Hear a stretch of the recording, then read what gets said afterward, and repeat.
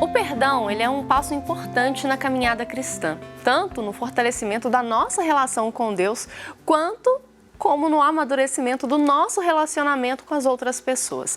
Ele é visto como um ato de amor e de misericórdia, mas eu sei, nem sempre é fácil, né? É tranquilo liberar um perdão. Às vezes pode ser uma tarefa muito difícil. A nossa equipe foi às ruas aqui da capital saber como que anda então a relação das pessoas com o ato de perdoar. Vamos conferir. Precisa pedir perdão, isso é algo fácil para você? É sim. Depende, errar é humano, permanecer é burrice. Lógico, sem problema. É uma coisa normal, para mim seria uma coisa normal. Você perdoa mesmo, vida que segue, ou ainda fica aquela mágoazinha? Fica aquela mágoa ainda, né? Se teve tristeza, sabe? Aí fica tudo guardado. Lógico, não. Isso para mim, hoje em dia, tem que ser uma coisa natural, entendeu? Uma coisa natural e normal. Para mim é uma situação normal. Eu encaro como se fosse uma coisa do dia a dia que você vive. Tem que perdoar. A gente tem que perdoar para ser perdoado. Né? Se você não perdoar e não ser perdoado, não tem como. Realmente, né, gente, o ato de perdoar tem um poder muito grande nas nossas vidas. Ao mesmo tempo que pode ser uma das coisas mais difíceis que alguém pode fazer, se transforma também em uma das mais libertadoras. Na tradição cristã, o perdão ele é fundamental, tanto na relação com Deus como com os outros. O perdão ele é visto como um ato de amor e de misericórdia que reflete o amor de Deus pelos seres humanos. E perdoar pode levar à cura emocional, reconciliação e paz interior. Para nos ajudar, então, a refletir sobre esse assunto, eu converso agora com o padre Samuel Fidelis, pró-reitor do Santuário Basílica Nossa Senhora da Piedade, que vai compartilhar com a gente um pouquinho das suas perspectivas sobre esse tema tão importante. Padre Samuel, seja bem-vindo, bom dia! Bom dia, Vanessa. Bom dia a todos que nos acompanham no Manhã da Piedade. Como sempre, é uma alegria estarmos juntos. Uma alegria imensa, Padre. Padre Samuel, eu já começo perguntando para o senhor uma coisa que muita gente assim, pode acreditar, que é perdoar significa esquecer que a gente foi magoado? De modo nenhum, não é? Senão seria de fato impossível perdoar. De fato, a memória é uma dessas instâncias dentro da nossa alma, as quais nós não temos controle, né? E a memória está muito ligada à afetação de uma coisa boa ou ruim. O perdão significa atravessar este sentimento, atravessar esta recordação e dar ao outro aquilo que ele não merece, não é? O fato de poder se libertar daquele ato que cometeu em direção a nós. Portanto, eu diria que até o perdão ele é ainda mais generoso, ainda mais genuíno, na medida em que mesmo que a memória esteja bastante aquecida com relação àquilo ou àquele que nos ofendeu, atravessamos tudo isso num gesto de generosidade, de encontro, de amor. Padre Samuel, o senhor falando, me vem à cabeça, né, que essa questão do perdão, ela se torna um processo, né? Não é de uma hora para outra que a gente consegue perdoar algo pelo que fomos ofendidos, pelo que fomos magoados. E teria uma forma, né, uma formulazinha assim para a gente conseguir passar por esse processo, fazer essa caminhada em busca do perdão, né? Ou de perdoar, ou de pedir perdão também, que muitas vezes pode ser difícil para muitas pessoas, de uma forma mais leve? Eu diria que é um processo, e essa palavra é muito feliz, e sobretudo tem a ver com uma reconciliação, como costumo dizer, com os inimigos internos. Então, sempre quando é difícil perdoar alguma coisa, eu penso sobre mim mesmo e recomendo às pessoas, né? Tome consciência daquilo que você sente que o outro te fez perder e que, na verdade, tem a ver com alguma questão dentro de você que ainda não foi devidamente aceita, devidamente reconciliada. Dou um exemplo para deixar claro o que eu quero dizer com isso.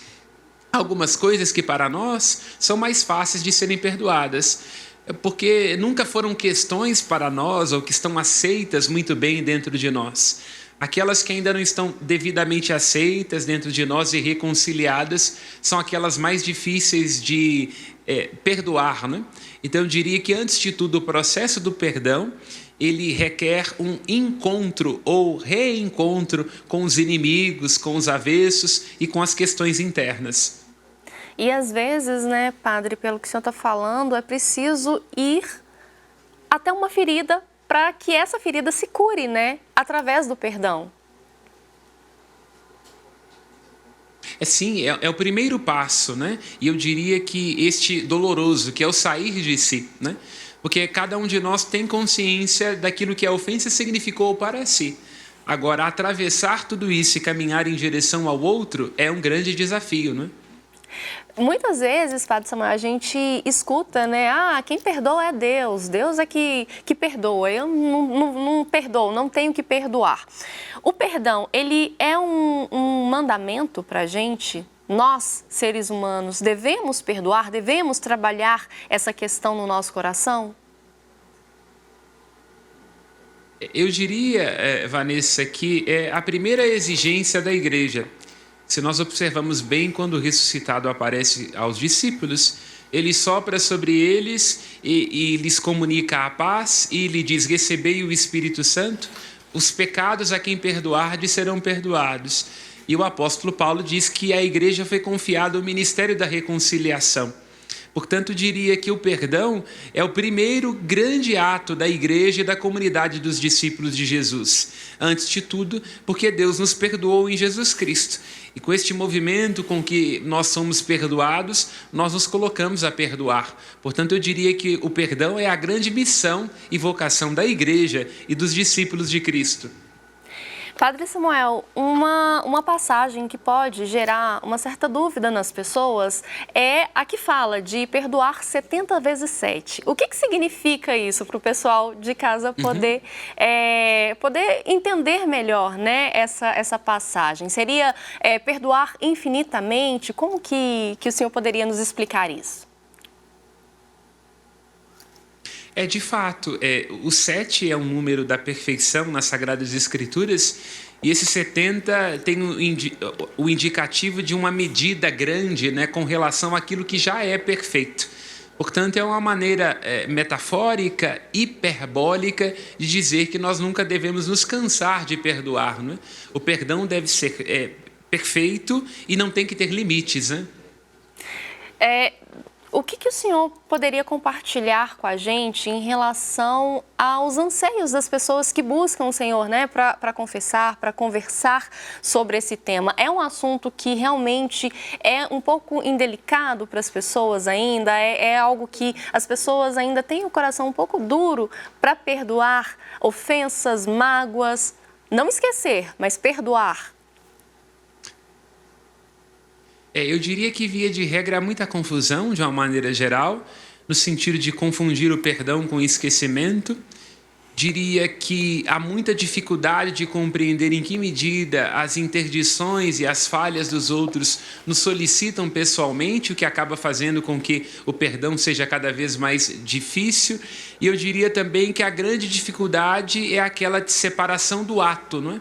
Porque, de alguma forma, a impressão que eu tenho quando escuto as pessoas que vêm com esse tema é de que, de alguma forma, fica a impressão de que aquele que me ofendeu ou aquela roubou algo de mim e que, portanto, há uma dívida, eu perdi algo por ter confiado e não deveria, e como eu pude ser capaz de ser enganado. E é isso, no meu entendimento, que dificulta o gesto de perdão.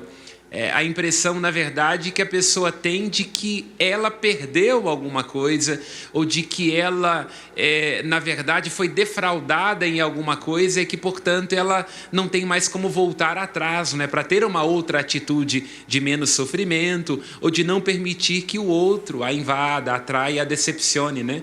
Eu diria que o mais difícil no perdão é reconciliar-se consigo mesmo, né? Como eu fui capaz disso, ou de permitir isso, ou passar por isso, né? Então tem uma questão, no meu entendimento, egóica por detrás da dificuldade de perdoar.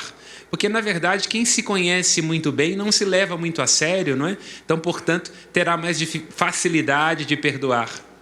Nesse processo, então, que a gente está falando, né, de liberar perdão para alguém que nos magoou, que nos ofendeu, esse perdão, ele passa primeiro pela gente. Nós devemos nos perdoar inicialmente para que esse perdão possa contemplar o outro também?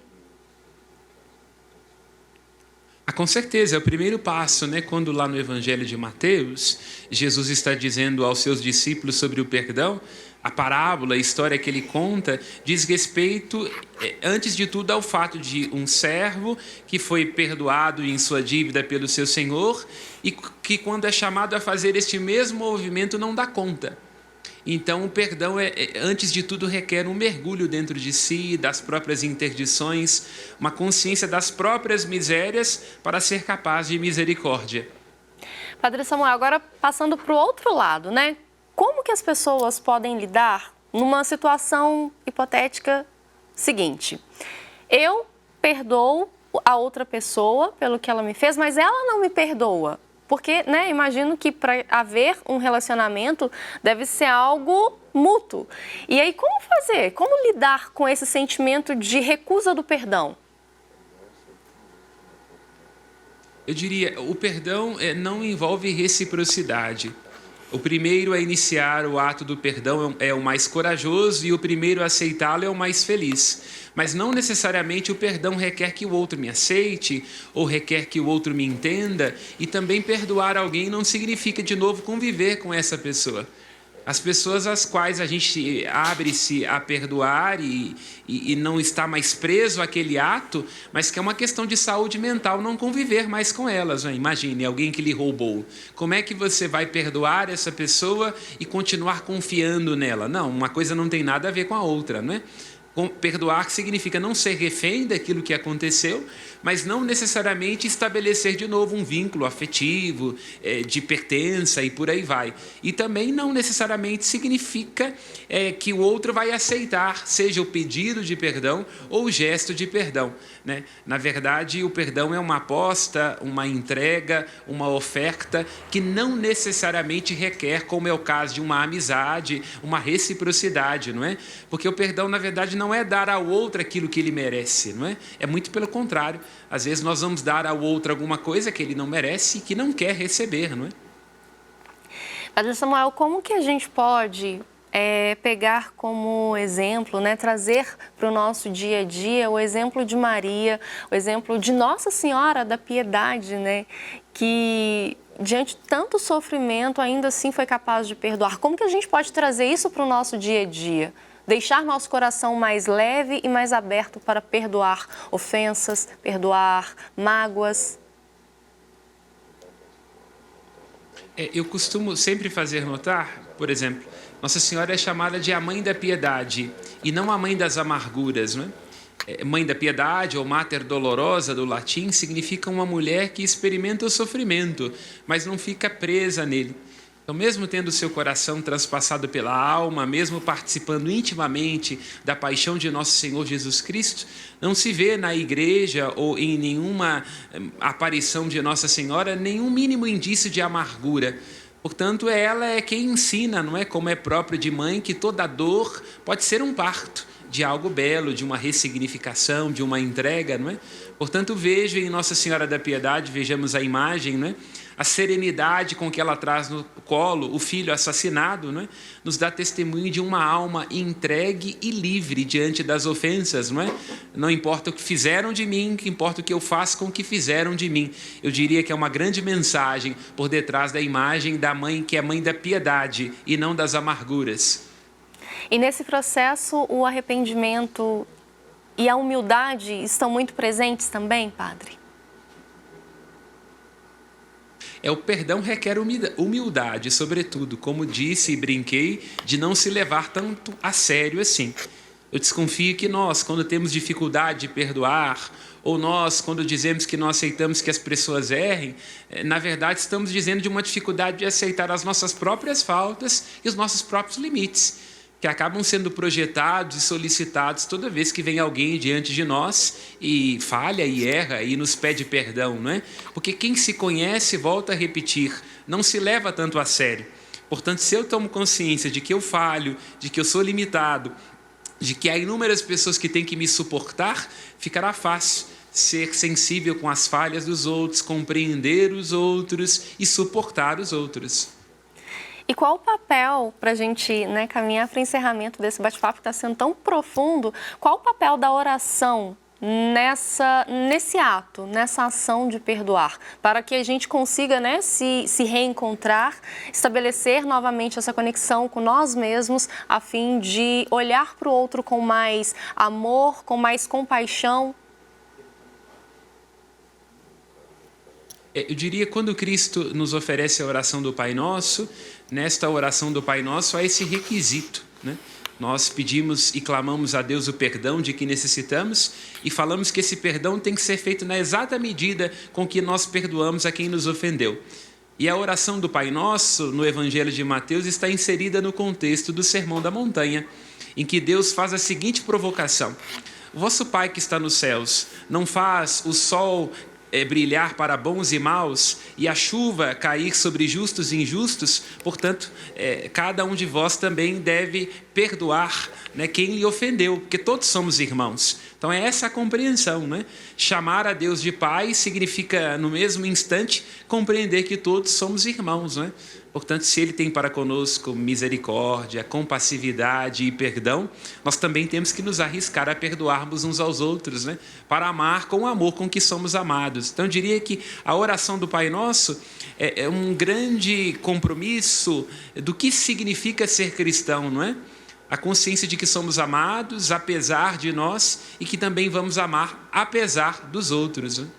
Perfeito, Padre Samuel. Como sempre, é muito bom ter essa troca com o senhor, conversar sobre assuntos tão importantes e tão pertinentes ao nosso dia a dia, à nossa realidade. Para a gente encerrar, claro, eu gostaria de pedir, por gentileza, que o senhor deixasse uma bênção para os nossos telespectadores, para as pessoas que estão nos acompanhando e que por algum motivo ainda estão, assim, um pouco receosas, um pouco resistentes em relação ao perdão, seja de pedir, seja de liberar esse perdão, que primeiro o nosso bate-papo toque no coração dessas pessoas, e eu peço para a gente encerrar então que o senhor deixe uma bênção especial para essas pessoas. A gratidão é toda minha com relação ao pedido de perdão, pedir ao Espírito Santo a graça da humildade, né? E com relação a dar o perdão, entender que o primeiro movimento tem que ser interno. E suplico então, pela intercessão de Nossa Senhora da Piedade e também de São José, que faça sentir em nosso coração a graça da reconciliação. Como lembra a carta aos Efésios, o Cristo destruiu muros de separações e de inimizades, que construamos menos muros e mais pontes, pela intercessão de Nossa Senhora da Piedade, em nome do Pai, do Filho e do Espírito Santo. Amém. Amém, Padre Samuel. Mais uma vez, muito obrigada por trazer, né, esse discurso e esse diálogo tão importante, que realmente a gente consiga, através da nossa conversa, tocar no coração das pessoas que estão com alguma dificuldade. A gente se vê, então, na próxima semana, combinado? Amém. Eu agradeço pela oportunidade. Até breve, Vanessa e todos que nos acompanham. Até!